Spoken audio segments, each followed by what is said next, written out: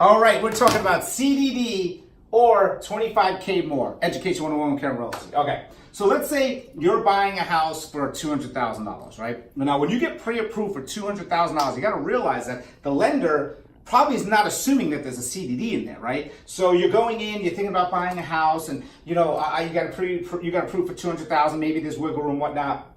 Now here's the thing: at $200,000, they're doing the PMI, the insurance, and the taxes, what they are going to be or what they are, right? Now let's say you find a house in a CD development and it's $2,400, or let's say you count that's $2,400 is a little high. Go $1,400. Okay.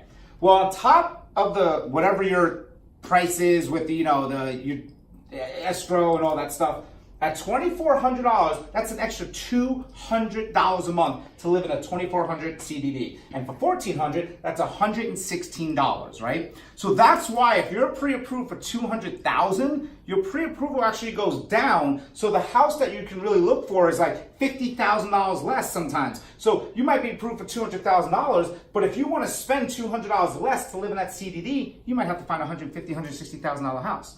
Now, put it this way.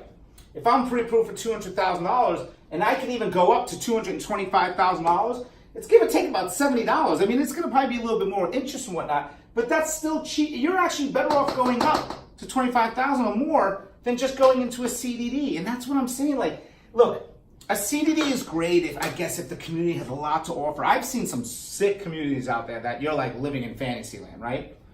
But if you want a personal pool, this is my opinion, if you want a personal pool and that's what your goal is, why live in a CDD when you should just live in an HOA or non-HOA and get your own pool?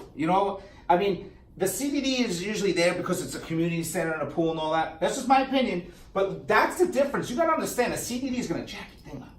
And going up in price actually is not as bad. Call me and say, let me explain this stuff more so you can understand what's really happening when you buy a house in a CDD or non-CDD, HOA, non-HOA. I'm Kerin Realty. Let's always talk about money.